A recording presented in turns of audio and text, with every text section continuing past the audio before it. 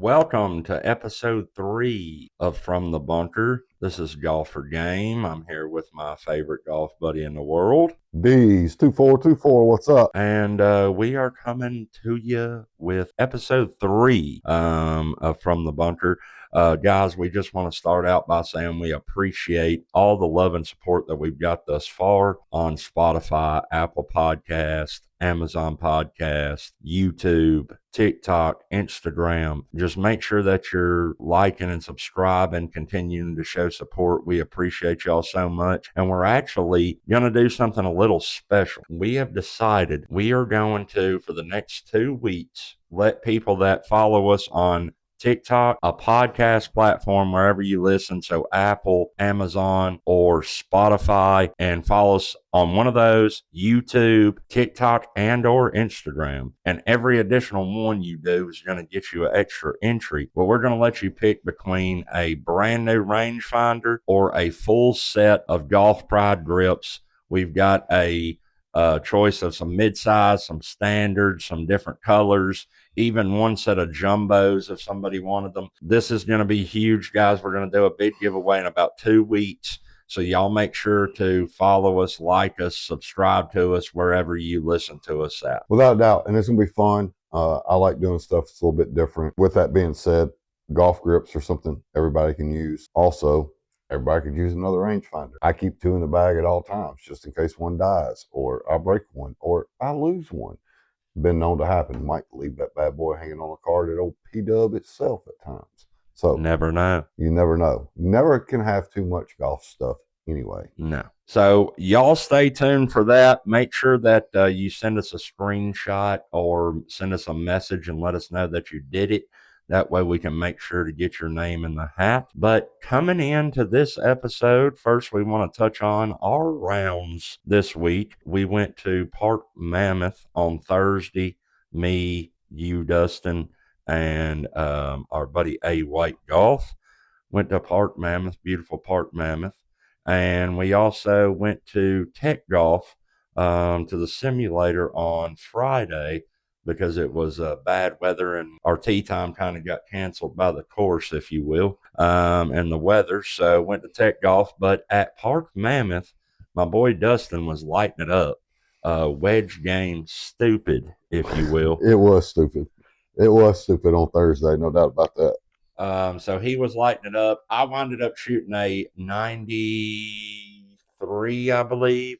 Dustin shot a 81 with a 37 on the front nine, and A. White shot a 91. It was a hell of a time, some really good golf, and even something that we never seen before happen.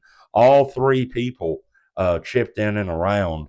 I chipped in for par on one. I think Andrew chipped in for par on one, and Mr. Wedge Game himself over here, never missing, chipped in for birdie. Bang, bang. On a hole. So 37 on the front and probably left 1 or 2 out there on the front. It was overall a great round. Park Mammoth Golf Club is in Park City, I believe, Kentucky. It's about 30 minutes north of us. We play there quite often, or at least I do. Josh tries to get out there with me. Shout out to them. Always tip-top shape. Yeah. Bermuda greens, bent grass, or Bermuda fairways, bent grass greens. The Bermuda is dead. It made it a little bit hard to find balls, just to be honest with you. When I say find balls, I mean balls in the fairway. With it being dead, it made it a little difficult. But definitely one of our favorite places to play. Got there, great practice facility. So I was able to work on the wedges. When last time I swung a club, they weren't great. And it's because I hadn't swung one in about a week and a half before that. So when I get to practice, I get some wedge gang bang bangs on there. Bingo, bango, bongos, as I call them at times. And had a pretty good one, but did left some shots out there on the front. Not going to say I didn't. Fairway green regulation to start the round and 3-putt. So there's one you leave out there is when you 3-putt. Yeah, you left a bogey on hole 1 that you would probably like to have back, a bogey on 4 that you probably would have liked to have back. But other than that, really a mistake-free round. I mean, you could have had a birdie on the par 5 there on 3. Yeah. But save par. So then we go to the back. My back was way better than the front. I shot a 50 on the front. Couldn't get in and drove a lot of 3-putts. I think 5 or 6 3-putts on the front for me. And then we go to the back. I wound up shooting a 43. I did use like 2 mollies. And then you had a little bit of a more rough time on the back. I don't know, something about that turkey wrap at the turn. Did you win? Not so much the turkey wrap. First full round of golf I've been able to play in a while. I'd say at least in 2 to 3 weeks. With that being said, first time I got to go to a range and go play golf again. So a longer day than what I've been having. Back got a little tight. Probably didn't stretch as well. Did not stretch after the front, which I normally do try to stretch a little bit more. Right. Didn't. Back got a little tight. Had a couple balls that, I had one ball on 10 go OB off the tee box. Had a bad kick on, I'm counting in my head, I want to say it was 15. Yes, 15. Hit a great ball, just got a bad kick and forced me to lay extremely close up or put a layup and then still have 160 out. Ball buried in Bermuda. Just bad kick. It is golf. It is what it is. You can't change it. All you can do is can control what you can control. All in all, pretty good round. 81 for first time I've played in seriously in about 2.5, 3 weeks. I'll take that all day. You putted pretty well on the back. I do know that. I putted pretty well on the front. I think I had 12 putts on the front. That was pretty good. Not going to say that 12 putts on the front's excellent. Yeah, 12 putts with a 3-putt on one is really good when you do it that way. But yeah, on the back for me, I had 15 putts. I also went 7 for 7 fairways off the back and didn't use any mulligans off the tee. My mulligans were on second shots. So I think you hit one ball 3 times. You hit it. That was on 8. That was on the front.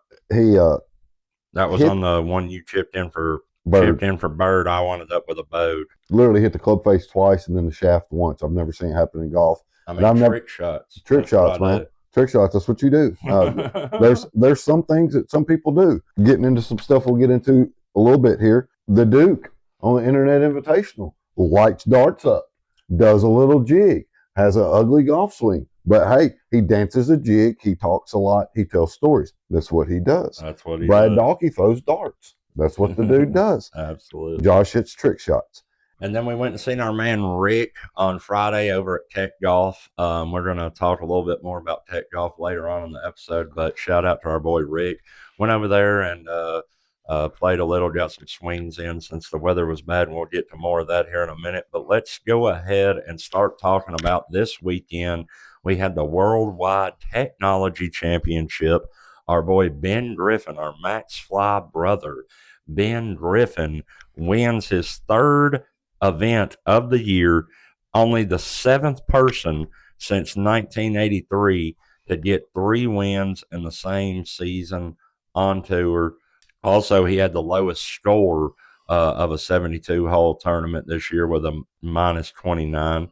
Birdied every par 3 on the final day, and him, Scotty, and Rory are the only ones to have 3 wins this year. What did you take away from the Worldwide Technology Championship? So, first thing, Ben did do 3 wins in the same year. This is the 3rd time it's been done this year. This year was Rory, Scotty, Ben Griffin. Yep. Pretty cool to see that happen. Kind of tells you where Ben Griffin's game's at a little bit. Other people that have done it, Ben Hogan, Nicholas has done it multiple times. Lee Trevino did it, winning the U.S. Open, the Open, and the Canadian Open. Hogan did it, winning the Masters, U.S. Open, and Open Championship. Tiger's done it in 2000. Of course, we all know what he won in 2000. That would have been the U.S. Open, the PGA, and then the following year he won the Masters to give him the Tiger Slam. So it's happened. Still cool to see it. Ben's playing good golf, man. It's crazy. Me and you talked about this earlier, and going through it, you asked me about him, maybe having a breakout year next year. Yep. And the more I think I told you no at first, but the more I think about it, it is set up for him. Yeah. The guy putts well. Really well. Putted lights out in this event and putted decent when everybody was putting bad in the Ryder Cup on his team. And the other thing with Ben is he has the ability to do something that you don't see in the tour side a lot. This guy don't play for the tour anymore. He is on the other tour. He is on LIV. But these are the guys that give Scotty trouble, because Scotty is consistently 3, 4, 500 par guy. Ends the weekend, he's in the top 5 because he plays consistent over the weekend. Ben Griffin is a guy that can go shoot a freaking 76 on Thursday, but he might come in and shoot a freaking 60 on Friday and get him right back in the hunt. Whereas Scotty has one of those rounds, it's hard for Scotty to get back to the top. Right. So be on the lookout. I mean, Griffin's played really well. Seems like it's doing him extremely well with some of the changes he's made. Yeah.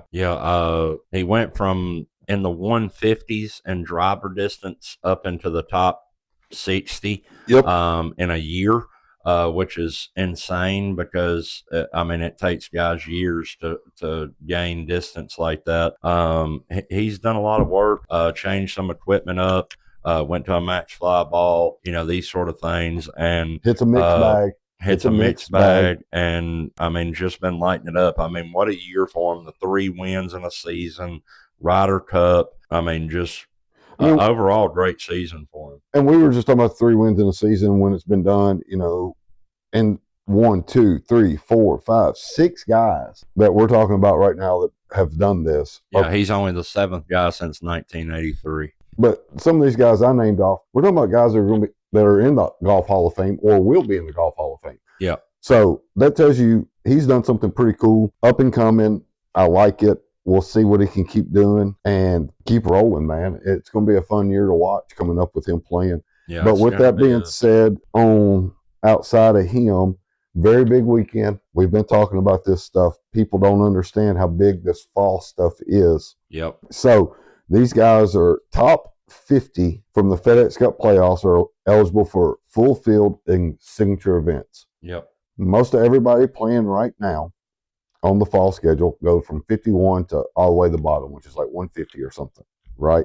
Well, once you get 51 through 60, qualify for the AT&T Pebble Beach Pro-Am and the Genesis over at the Genie at the Invitational. So you want to be in between 51 and 60 if you can. Some of the guys right now, just to give you some of those names, Max Gracerman is 51st. Do believe he won 2 weeks ago. Moved him all the way up to 51st. That gives him a ton of stuff to play in. Also, you have Garrett Kigo, who's been playing a lot here recently. Chris Kirk is 54th. Aaron Rye is 55th. Two Gloves Rye. Minwoo Lee is 56th. Spieth is 57. Another name of note on there would be Jake Knapp, one of the smoothest swings in the game today at 59. Then you get that 61 to 100. That is what earns you your tour card. So these guys are fighting for a tour card. There's some big names on this list. We're looking at Wyndham Clark, Grillo. We will go with Michael Thorbjornsen, Tony Finau, number 77. What about that? Yeah, he's had a rough go of it lately. Rasmus Hogard. Then you also have Kashmir Keith Mitchell, for y'all that don't know that, Cam Davis, Gary Woodland, which we know with his struggles medically, kind of why he's where he's at 85. Should get to keep his card. Chad Ramey, who has moved up a little bit. Anybody else really on here? Max Homa is 96. Max McGreevy, Michael Brennan, Bo Hosler, that's your bottom 3. A lot of these guys have other exemptions from winning.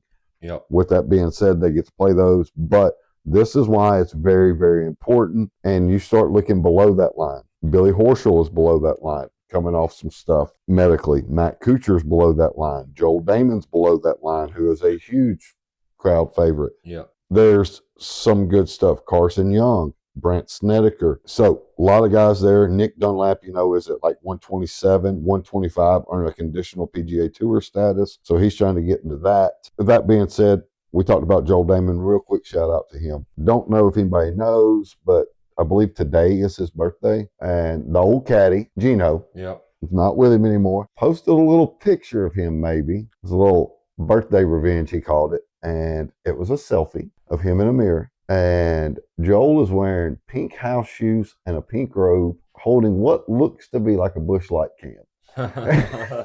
So I thought that was pretty cool to see today. Yeah, that's classic. I was like, that's a good best friend revenge birthday thing right there. I do like that. So pretty cool thing by them. Somebody that you brought up there, Aaron Rye Two gloves Rye. wins in a playoff this weekend, wearing his 2 gloves as usual and using some sort of martini tea type thing. Wins on the DP World Tour and beats out Rory and Tommy Fleetwood using a 7-year-old driver. So shout out to him. And then our boy Shipley, Neil Shipley, he finished in the top 3 over on the Corn Ferry Tour. Switching over to the other tour, LIV going to 72 holes. What do you think about LIV going to 72 holes? Well, we've been talking off air, so Josh kind of understands this a little bit with me. One of my biggest things is what 54, which is what LIV stands for in the Roman numerals, stands for. Everybody thought it stood for 54 holes. It actually stood for 54, as in 18 under, the perfect score in golf.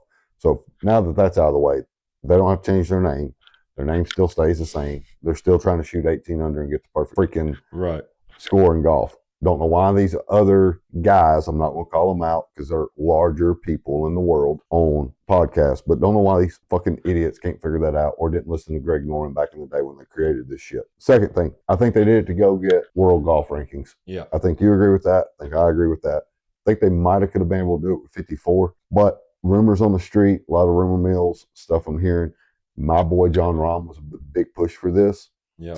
Bryson kind of helped push for this, and the aspect of them pushing for this was to help prepare them for majors better. Yeah. That's all it's about. They want to be able, Bryson's done fine. He's won a U.S. Open since then. They want to be able to compete a little bit better in majors. Let's play regular golf. We'll keep our team aspect. We'll still do all that. They're still going to do the shotgun start. I think it brings the game a little bit closer. I like LIV. I'm not saying it's the best in the world, but I think they got very, very, very, very good players over there. What does the world golf rankings give them? We don't know yet. We'll have to figure that out. Yeah, and we don't even know if they get them. But we had mentioned it on last week's episode, talking about LIV a little bit, like what it was going to take for them to get in the world rankings. And I mean, I think they deserve it.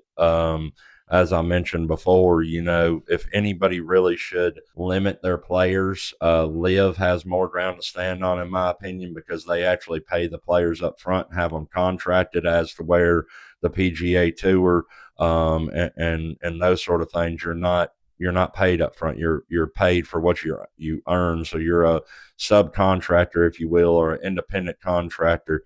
But you're not actually technically employed by these people. So, I mean, yeah, I think it's a good step to take. I think they're doing the right thing.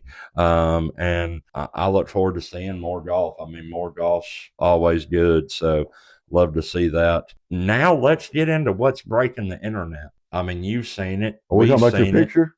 No, not my picture, your picture. But the Internet Invitational, we're now down waiting for the last episode to come out, which comes out Thursday now at 6:30 Eastern time. It's going to be a live premiere on the Internet Invitational YouTube page. But we've seen episodes 1 through 5 now, and we talked about episodes 1 and 2 on last week's episode of From the Bunker. This week, we'll talk about the last few episodes. The latest one, they're down to 12 people. They're playing 4 groups of 3, alternate shot, 3-person alternate shot, and they're playing the Cliffhangers. What a course. What a course. Place looks insane. It looks incredible. The only thing I would tell you so far that I don't like about that course, and it's just because I hadn't played it yet, is I'm not a big fan of turf tee boxes, but I get it. Yeah. But yeah. Par 3 courses, I get them having, artificial turf tee boxes because they get it ate up. I get that. That's the only thing I could say so far. Other than that, the course looked fucking phenomenal. Yeah. Fucking phenomenal. I mean, I've got to get up there. The whole place looks incredible, but that Cliffhangers Par 3 course, I mean, just the golf cart drive is something special. But I want to see if I can just get an all-day play there, and I don't even have to play Paynes Valley. After watching this Cliffhangers course, I'll just fucking take a wedge and play that all day. I mean, yeah. It's also how you get better at wedge game. When you get better at that wedge game, you don't hit it twice on the club face and then once on the shaft. So, yeah, I mean, It's nice for sure, but I'd still want to play Pains if I'm going out there. Had some offers on the table a couple times. Once in episode 3, once in episode 4, and once last night in episode 5. In episode 3, Wesley Bryan, whoever he was playing with, Chaz, were offered George to Bryant, by the way. George Bryant, were offered to play the hole back for $125,000 and lose the point if they lose. Then in episode 4, Bubby and Mo were offered $250,000 to replay the hole till somebody won. The winner got the point and the $250K. The worst that could have happened is they lost and they tied and they went into a playoff after they just dominated. With the 4 better golfers, to be honest with you. Yeah. And, I mean, we've talked about it. We would have definitely been on that one. Then last night, when the latest episode 5, come out, when they get done playing at Cliffhangers on the last green, Dave made some offer for all the teams to go back to the tee box or go to hole 19's tee box and play the hole until somebody wins. And the top 2 finishers get to move on to the final, and the bottom 2 are eliminated, but the pot doubles from $1 million to $2 million. So check this out. First off, he's probably not listening because he is a very busy guy. But if anybody that listens to us has a Dave Portnoy email or message system they can send him this right here, clip it and send it. Dave, you got the wrong motherfuckers, homie. Because this dude right here named D's2424 would gamble on every one of those fucking things. I'm a gambler. That's what I do. It's playing with fucking house money. You need to get some small creators involved, Dave, is what we're telling you. Yeah, I'll gamble all day long, homeboy. I would have taken every one of them. I would have done what Melosi did, $10,000 hitting it out of the creek, 100%. Don't give a shit if it hurts or not. I'm going to figure it out. But with that being said, them turning down last night, I get in a way because the top 2 teams have won. They get to go play for pretty much $333,000 a piece. Yep. But you could have made that $600,000 a piece. Here's the thing. Run it back. You're not guaranteed to win it any fucking way. Right. So you can double the money. Now, you're not guaranteed to go, but they're acting like they were turning down guaranteed money. It's like, you're not turning down guaranteed money. You have no fucking money. You still got a team to beat. You still got to go win tomorrow. Yep. Now, I can understand there was a clip in it last night of Paige saying, well, Dalkey or Micah could just stuff one. Maybe what Dave should have done in that is say, hey guys, let's do this. We're going to take each team, which your best players were Micah, Dalkey, Paige, and Pete. Yeah. None of you get to hit it. We're going to take the 4 lower from this, which, if I'm not mistaken, would have probably put the Lacey girl. Yep. It would have put Frankie. It would have put Beef. And probably Bubby. Bubby, yeah. Bubby or Melosi. I would say Bubby there, without a doubt, because Melosi's at least a scratch. Mo was on Paige's team with Frankie. So Frankie went. But with that being said, that's what I would have done. And seen if they had taken it, because that gives you a little bit more. You don't have to worry about guys throwing darts like they were. And let's be honest, I mean, Brad Dalkey turned it on. He was throwing darts left and right. Yeah. Actually, Josh Richards would have been one of those teeing off because he was on the Peter Finch DOD King team. Yeah. That would have been the other one. The kid had a lot of clutch shots in that, just to be honest. He really did. I didn't know who Josh Richards was. I've seen him on this thing, so I looked him up last night. Don't know how he's so popular about lip syncing. Maybe I should do that. Don't know. Maybe it's a Canada thing. He's from Canada. Don't know. He has a podcast with Dave Portnoy, too, called BFS. It's him, that Brianna Chicken Fry girl that dated Zach Bryan, and Dave. But other than that, I want to give one shout out before you get on your little rant about this. The Lacey girl released some stuff today. I think her name's Lacey. She was the one that works at Big Cedar Lodge. She does work there. She's not a waitress, blah, blah, blah. She just works there. She told them, she released today that she told them, I'm a 5 to 8 handicap. She has not been playing golf. Right. She had some medical stuff, dealing with maybe leukemia, doing bone marrow testing and all that. So she wasn't trying to lie. She took a guess. She does play college. She had been playing again, hadn't played a lot of rounds. But big shout out to her stepping up, even getting it to that far, because she's hit some really good shots in this thing. Yeah. So she don't have the best day at Cliffhangers, but to even get there, I thought was pretty good, because I've watched her hit every shot that they've shown us, and she's hit some good balls. So Yep. shout out to her. Hope everything's all right with her. I didn't really read to see all of it. I was at work a little distracted, but hopefully her health is fine. But I give her props and shout out to her. Yeah. Yeah. That is true. You are right. Yeah, props to her. She played really well, especially not to have played in a long time. So pretty cool deal. Moving on from the Internet Invitational, that's been an awesome thing. We can't wait for the final episode to come out, but we're going to be doing something here in a few days. Friday night. Today is Tuesday, so just a few days away. We will be doing a break 50 challenge over at Tech Golf with our boy Rick. He has a break 50 challenge where you play Sanctuary from the yellow tees, course wind, course elevation, 5-foot gimmies, no mulligans, and it's a 2-man scramble. And if you break 50, you get $300. So we attempted it a few weeks ago, did not do well at all, shot a 75. Then when we went back Friday of this week, we did it again, not being in for the money, just to do like a practice of it. And we set everything up the same way, and we shot a 66. So this coming Friday night, we're going to go back. We're going to be live on From the Bunkers TikTok page, and we are going to attempt it again. And I think that we can get in the 50s this time. I don't think we can break 50 this time, but I think that we can get it down to a 59. And I think that before we spend $300, we'll win the $300. Right. So we've only done this challenge once. So we've got 9 more tries before we break even at it. I think within 9 more tries, we get it.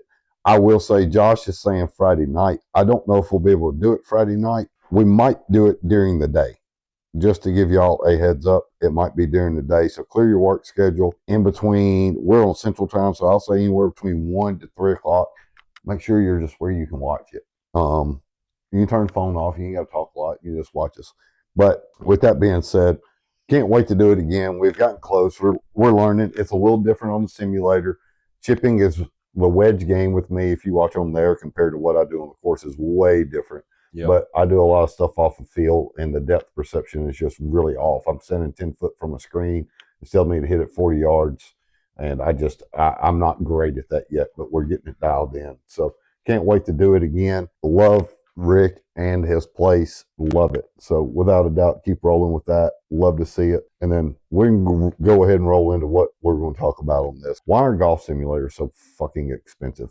I get why personal ones are. You build one in your house, you do that shit. I get it. It's money. I get it. But when you go to places, and there's like 3 here where we live at, they're all 3. I think 2 of them are like $40 an hour per person per bay. Yep. We go see Rick because he is $25 an hour per person. But what he does is he stacks it. So if I go in there and book 2 people for an hour, that means we get 2 hours. Josh is paying $25 an hour. I'm paying $25 for an hour. We pay $50 between the both of us total, and we get the fucking thing for 2 hours. Right. Anywhere else, they're charging us, $80 per person for 2 hours. Yep. And I don't get it. There's places in Murfreesboro and Nashville that charge $60 per hour per person per bay. You can't. It's a money gimmick. I mean, Yeah. I'm going to have to spend $120 to even try to attempt it if it's just 2 people. It's more expensive than a tee time Yeah. on a real course, on a real nice course. I'll just go fucking play. Like, Yeah. get the fuck out of here. I don't care if you've got the best tech in the world. I don't care about that. I'm not there to see a problem. I see problems at ranges. I fix them there. I'm there to keep the swing looking good. Right. That's all I care about. I get swing path numbers at Tech Golf. I get a video showing where I hit it on the club face. That's all I need. I don't need putt view. I don't need track, man. I don't care. I'm not paying attention to ball distance and speed. I don't give a shit how far it goes. I know how it goes because I can hit it. I feel it. Guys, lower your fucking prices. It ain't that damn hard. Yeah.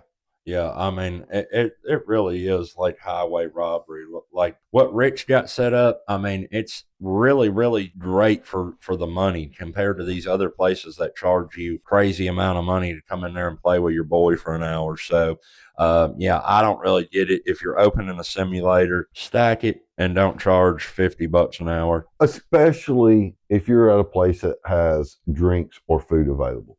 Because I'm telling you right now, if you stack them and you say we do what we do, Rick does, and say, I pay $25, Josh pays $25, we're in there for 2 hours. I'm going to spend $25 in appetizers and drink by myself. Yeah. Josh don't drink that much. Very rarely does he do, but he'll order an appetizer, one or two. You're going to make the money up in other ways. Yep. That's how you should do it. Quit charging us fucking like we're playing at a nice fucking Hermitage, for crying out loud. I mean, the Hermitage is like $119 to play it. Right. I don't want to play a Saturday tea time to come over here for 2 hours. Yeah. So work on it, guys. Work on it. Do better. Do better. Yeah. Like, honestly, if anybody should be charging more an hour, it's probably Rick, because he doesn't have food and stuff. I mean, he's got some bags of chips, some candy. I think he got a little hot dog machine in there. He got a glizzy machine. But I mean, he doesn't have like full service food. He actually lets you, on top of being the cheapest, he lets you bring in your own alcohol if you want to. He lets you bring in your own soda or drink if you want to. And he lets you bring in your own food. I mean, many a times we went there with dinner, got sent the wives to go get food while me and you start warming up, whatever. We eat whatever we want in there. He don't charge us nothing for bringing that in. A lot of places aren't going to let you do that. So, yeah, they've got to work on it. But moving on to the latest, biggest thing in golf coming up, November 18th, there's going to be a new tournament. The MLB's putting together a golf tournament. It's going to be on TNT on November the 18th. Mookie Betts is reported to be the on-course commentary guy. All 30 clubs are going to be represented. Going to be some great golfers out there that I've heard of. Looking forward to this. I mean, this is something different. Probably going to be a pretty good event. What do you think about this? I think it's going to be a good event. There's going to be, I believe, every team will be represented by one player. So, and it's not just, from what I've gathered, it's not just active players. Right. It can be retired players. So, in the grand scheme of things, the best one there is probably going to be John Smoltz. Yep. If he plays in it, I would say Smoltzy will be it. I don't know if they'll let him play in it. He's like a +3 handicap. Smoltzy's really, really good, boys. Other than that, I wanted to know. Verlander's a 4 handicap. Yep. Joe Mauer used to be the Twins' first baseman. He's an 11 handicap. So they say. So I can kick Joe Mauer's ass. I can beat him on the golf course. Can't beat him in baseball. Can beat him there. Ian Kinsler, old second baseman for the Tigers, supposedly a 4 handicap. Adam Wainwright's at 3.7 handicap. Some decent players. No, 100%. A lot of your guys that are really good too are pitchers because they get more free time in baseball. Let's just be honest. Greg Maddux is a pretty good golfer. They say Glavy was pretty good. So I do know that. It'll be cool to see. Fun to see baseball kind of branch out, do some other stuff. I think baseball's getting better with reaching a younger audience. This is a way to reach it. Yep. Golf has exploded. They know that. How can we tie in our game with that game and see, some kid might get on there that's, in college, see John Smoltz and start, hey, I want to see what this guy's about and just blow it up. So, and smart on top of that, I mean, smart by them too, because they know that a lot of their guys enjoy playing golf. I mean, a lot of baseball players play golf. So, it's kind of cool. Most American-born players play golf. Let's go there. Well, I see a lot of Japanese people playing golf and stuff. Well, yeah, I get what you're saying, but looking to see if maybe some other leagues follow suit on this, because I know there's a lot of NFL players now, NBA players playing golf. So, will you see an NFL tournament or a NBA tournament or something like that bigger than what we've seen with just the matches that have had Patrick Mahomes and Josh Allen in them? Will the NFL and NBA, because it's a copycat system. It is. I will say this though, I doubt the NBA does it because LeBron can't flop in golf, so he's probably out and he'll probably exit. He don't want to get beat by Steph again. I think he might get beat by his son because from what I've heard, his son's better than him at golf. So, well, if you've seen that swing, not too hard. But it would be nice to see the NBA do it and have Charles out there. Yeah. They said Barkley's swing has gotten a whole lot better than the ugly swing it used to be. If you listen to old interviews back in the 90s, I'm an older guy, so I love the 90s sports thing. There was a time that Jordan said, hey, like, Charles' swing was not this bad. It just got this bad somehow. Yeah. He used to be a pretty decent golfer, so evidently he's gotten back to that. Be cool to see. Yep, for sure. Here's the question of the episode. Does a hole-in-one on a par 3 course count? I'll go ahead and give my answer. Abso-freaking-lutely. I get where people are coming from, but I wouldn't count it on a simulator. But on a par 3 course, to me, you're out on a course. You get a hole-in-one. You get a hole-in-one at a place like Cliffhangers, even a place like Little Mammoth up at Park Mammoth. It's definitely a hole-in-one. Now, I'm not talking about pop stroke here, but a real legit par 3 course, you get a hole-in-one on it, I'm counting it. What about you? I'm counting it 100%. If you don't think I'm not counting it, listen to the guys that just did this, the Cliffhangers for the Internet Invitational. I don't even remember, what was it, 100 racks? Dave put 100 racks online. And then, I don't know if you noticed, but there was a couple bash trackers in the ponds. Yes. And then they kept saying, you almost want a boat. You almost want a boat. So I'm wondering if that's a normal thing at Cliffhangers. Yes, if you get a hole-in-one there, they give you a bash tracker. Yep. That makes me want to go even more. I'm playing Cliffhangers every day while I'm there. And I'm coming home with a hole-in-one at Cliffhangers and a bash tracker. Going to be hard to pull that behind the Infinity, but yeah, I feel you. I do too. I do feel you on that. With that being said, no, 100%. It counts. I don't think it counts on the sim. I do agree with that because you can just set it on the same hole and repeat swing after swing after swing after swing after swing until you get it. With that being said, that's why I would count it 100% on the par 3. I think the count. Simulator, I agree with you. Shouldn't count on the sim. I wouldn't count one on the sim. Still like to see it go in. Maybe we do it on Friday and get 1 or 2 that help break that 50 and win some coin. But yeah, 100% they count on a par 3 course in my opinion. Absolutely. One thing that I wanted to bring up in this episode, something come out this week, a little chart, a golf club distance chart, and it shows high, mid, and low handicaps for men and women. But we're just going to talk about the men here. There's a lot of my friends, a lot of people I know that are really solid or maybe even bad at golf that think that they should be hitting it a shit ton further than they are. And the reason that I wanted to bring this up is for a driver, for a high handicap, the average distance should be about 200 yards. All right. So why he just said that, he's saying a high handicap. I am literally looking up by what they say. A high handicap in golf is considered anybody above a 20. Okay. So there's where your high handicap comes in. Yep. And then we got mid handicap where the driver should be hitting 230 yards and low handicap with a driver 260. Okay. So mid handicap is anybody in the double digits, which is a 10 to a 20. Yep. And golf is what is considered a mid handicapper. A low handicap in golf is considered 9 or lower. Yep. So anybody in a single digit all the way down. With that being said, for this reason, if y'all want to know, we would probably put Josh in, what do you think he would be? Oh, I'm high. He's a high, and we'd have to put, if you go by my USGA gen, we'd have to put me as a low because I'm a 9. So going down to the 7-iron, like with a 7-iron, a high handicap should be hitting a 7-iron 120 yards. A mid handicap. How far do you hit yours? Probably when I hit it right, 140, 145. Okay. What's the low on there? The high is 120. The mid's 140. The low is 150. Okay, so that's about right. Yeah. Because now, granted, I'm swinging clubs that are also about 13, 14 years old as far as irons right now. But yeah, that's about right for me. Now, new stuff, yeah, I was getting about 160 out of it in my fittings. But yeah, I mean, that's about what I hit the thing. I mean, a pitching wedge, it says that for a high handicap, a pitching wedge should go 80 yards, a mid 105, and a low 120. I'm hitting my pitching wedge 100 yards.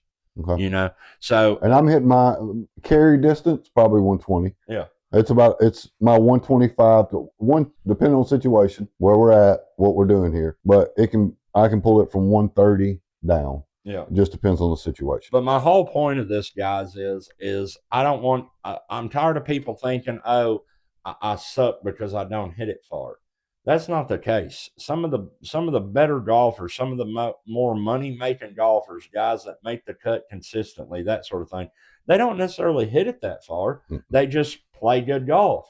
And there's a lot of other things other than distance when you're trying to go from a high to a mid or a mid to a low that come into play rather than, hitting your driver 280 yards.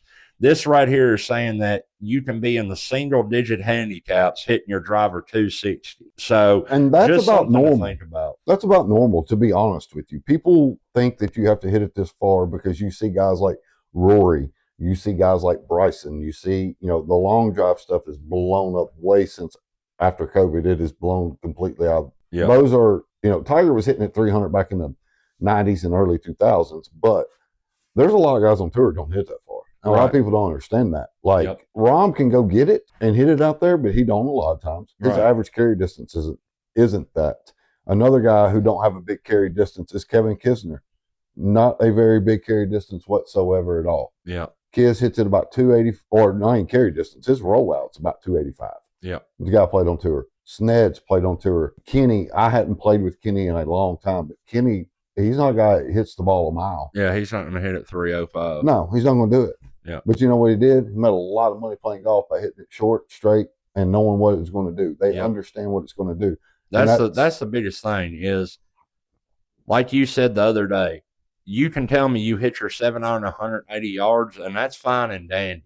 Yeah. But can you hit 10 out of 10, 180 yards, shape one from left to right, shape one from right to left, shape one straight, hit a punch with it? Can you do all these things? No, you can't. So rather than worrying, I would rather be able to control my ball and hit a 7-iron 125 yards and do what I want it to do 100%. every time than be able to hit my 7-iron 170, 140, even 165 and hit 1 out of 10 of them good. So there's a lot of more things that you can focus on to get better rather than distance, because I promise you too, when you start figuring the things out that you're supposed to do, you get your grip right, you get your stance right, you get your alignment right, your swing right, you're controlling the face right, the club's going to do the work and you're going to wind up getting the distance anyways. And here's another thing for you guys, just to let you know. It is a proven commodity of how life has changed with everybody having cameras on their phone and stuff like that. There are so many interviews with so many guys that play pro that have kids playing now, and they tell them, we learned how to play golf from 150 and in, because that is how you score. And that's the most important part of the game. And that's some of the longest hitters in the world.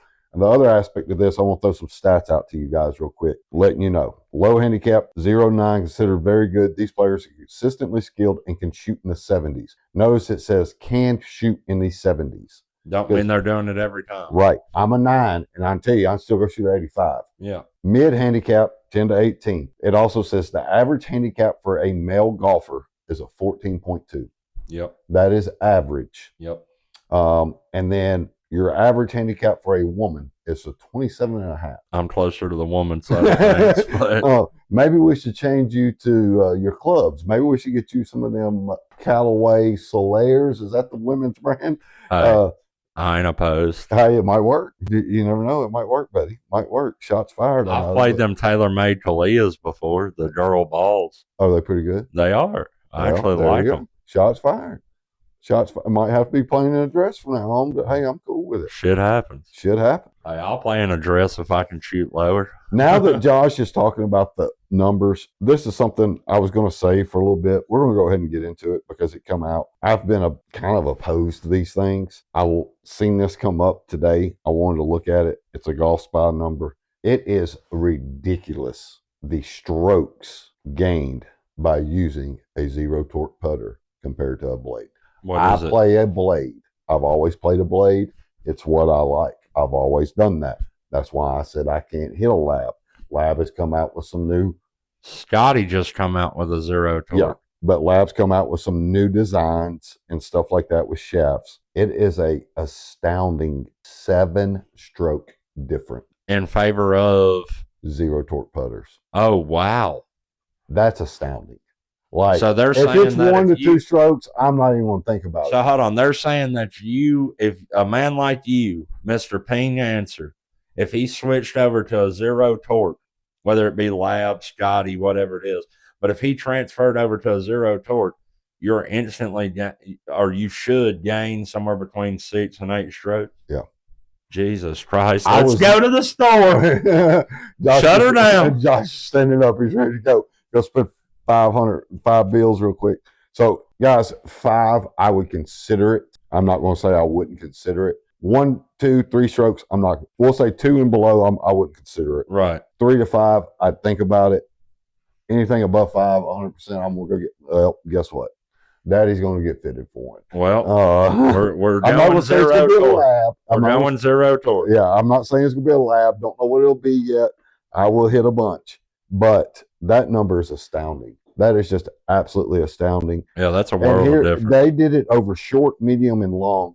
Your average miss for a zero torque is 0.67 feet. Your average miss with a blade is 0.87 feet. It gained, this is what's kind of crazy to me, is short. It gained 8.1 strokes is what it gains.